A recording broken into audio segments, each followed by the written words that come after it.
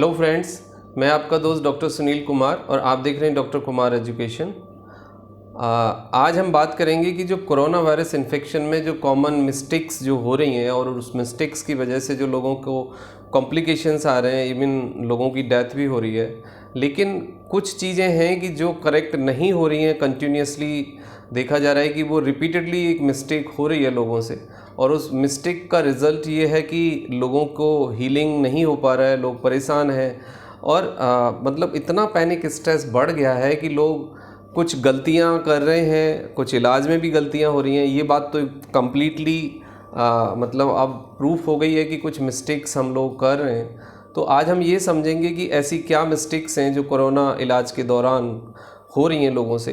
सबसे पहली बात जो क्लिनिकली प्रैक्टिस में और जो डेटा हमारे सामने है उससे समझ आती है कि हम लोग जो कोरोना वायरस इन्फेक्शन होता है उसके बारे में कुछ ज़्यादा ही मिथ्स और ज़्यादा ही कन्फ्यूजन और बहुत ज़्यादा स्ट्रेस और फियर के साथ डील कर रहे हैं, जो कि बिल्कुल भी ठीक नहीं है।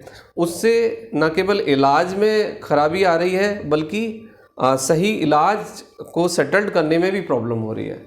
तो सबसे पहली बात यह है कि जब आपको कफिंग या फिर सॉर थ्रोट या नेज़ल कंजेशन या फीवर जिस दिन आपको रिपोर्ट होता है उस दिन आपको इन्फेक्शन नहीं हुआ होता है। जनरली जो क्लिनिकल डेटा है वो ये सजेस्ट करता है कि उससे 2 या 3 दिन पहले से आपके बॉडी में या फिर आपकी ओरल कैविटी में या नेज़ल कैविटी में वायरस होता है, वायरल लोड होता है। इसका मतलब ये है कि हमें दूसरे या तीसरे दिन, इवन कई बार देखा जाता है कि 4th या 5th डे हमें ये पता लगता है कि हमें कोई इन्फेक्शन हुआ है या कोई प्रॉब्लम आई है।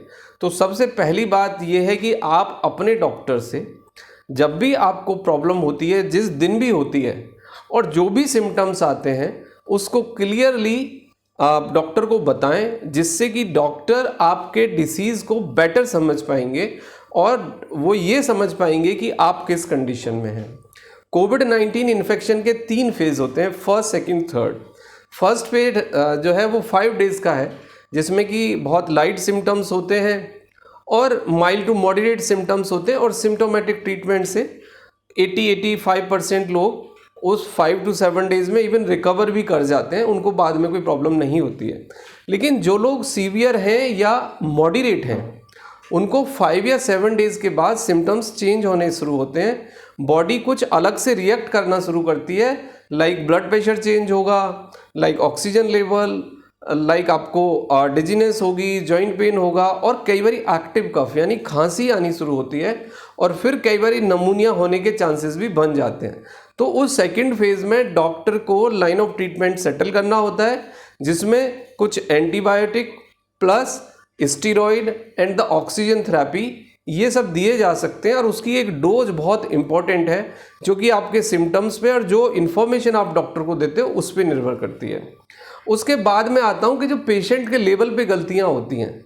कोई भी एंटीवायरल या एंटीबायोटिक मेडिसिन पहले से खा लेने से आपको कोई फ़ायदा नहीं होता है, बल्कि स्टीरॉयड और बहुत ज़्यादा एंटीबायोटिक यदि आपने पहले से खा लिए हैं तो आपके क्लिनिकल पैरामीटर बदल जाते हैं, जिससे कि आपका ऑक्सीजन सैचुरेशन कम हो सकता है, ब्लड प्रेशर लो हो सकता है, पल्स रेट बढ़ सकता है और दूसरी तकलीफ़ें हो सकती हैं। और स्टीरॉयड जो मेडिसिन है, यदि बगैर आवश्यकता के उसका गलत डोज आपने ले लिया तो वो आपकी जान बचाने के बजाय आपकी जान ले सकता है। तो उसके साइड इफ़ेक्ट भी आ जाते हैं, जो कि डॉक्टर को समझने में फिर बहुत डिफ़िकल्टी होती है, और एक कॉम्प्लेक्स कंडीशन बन जाती है बॉडी के साथ कि एक तरफ आपको कोविड-19 इन्फेक्शन हो गया होता है, उसके कुछ सिम्टम्स हो रहे होते हैं, दूसरी तरफ आपने जो एंटीवायरल मेडिसिन या एंटीबायोटिक या स्टीरॉयड पहले से खा लिए हैं उसके कुछ साइड इफ़ेक्ट भी साथ में जुड़ गए। तो ये एक बहुत कॉम्प्लेक्स सिचुएशन होती है, जिसकी डायरेक्टली हानि आपके शरीर को होती है और आपके शरीर में बहुत बदलाव आ जाते हैं, जो कि क्रिटिकल इमरजेंसी का रूप कई बार ले सकते हैं। तो ये चीज़ें हैं, इससे आपको बचने की ज़रूरत है। कोई ऐसी दवाई अभी तक भी नहीं है एंटीवायरल या एंटीबायोटिक कि जिससे आप पहले से ठीक हो जाएं। जो आप एजिथ्रोमाइसिन, आइवरमेक्टिन या ऑगुमेंटिन या दूसरी कोई भी दवाइयाँ जो एंटीवायरल या एंटीबायोटिक हैं, वो जो आप खाते हैं, WHO की रिसर्च के अनुसार और क्लिनिकल रिसर्च का जो डेटा हमारे पास है उसका कोविड-19 इन्फेक्शन को ना तो ठीक करने में कोई रोल है और ना ही उसको बचाने में कोई रोल है। तो इस तरह की दवाइयाँ, रैंडमाइज्ड ट्रीटमेंट, ये मल्टीपल थेरेपी, इससे आप बिल्कुल बचिए, इससे आपको डायरेक्टली नुकसान हो रहा है और आपका जीवन खतरे में पड़ रहा है। अब मैं नेक्स्ट पॉइंट पे आता हूँ। सिम्टम्स तो इम्पॉर्टेंट है, क्लिनिकल पैरामीटर इम्पॉर्टेंट है और कोविड-19 इन्फेक्शंस के ट्रीटमेंट में डेज का काउंटिंग बहुत इंपॉर्टेंट है। हर डे आपके सिम्टम्स चेंज होते हैं, तो आप अपने डॉक्टर के टच में रहिए।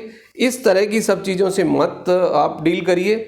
कोविड-19 इन्फेक्शंस में सिम्टोमेटिक ट्रीटमेंट है। स्टीरॉयड का रोल तो है, लेकिन उसकी सही डोज और उसका सही टाइम डॉक्टर के द्वारा, स्पेशलिस्ट के द्वारा ही उसका चुनाव होना चाहिए, क्योंकि स्टीरॉयड आपकी जान बचा भी सकते हैं लेकिन आपकी जान ले भी सकते हैं। स्टीरॉयड के बहुत ही रिएक्टिव, हाईली मतलब साइड इफ़ेक्ट हैं उसके, और वो बहुत ही ज़्यादा रैपिडली रिएक्ट करता है स्टीरॉयड। तो आप स्टीरॉयड को खुद टच ना करें, इससे आपका जीवन उल्टा खतरे में पड़ेगा। सिम्टोमेटिक ट्रीटमेंट होगा, oxygen, steroid plus symptomatic treatment और the management of the clinical parameters, ये कोविड-19 इन्फेक्शन का इलाज है। And the good news is that कि medicines are responding with the support of the oxygen. लोग ठीक हो रहे हैं, more than 90% mild to moderate ही होते हैं। तो बट जरूरी है एक डॉक्टर का सुपरविजन, एक सही guidance. Thank you very much and take care yourself.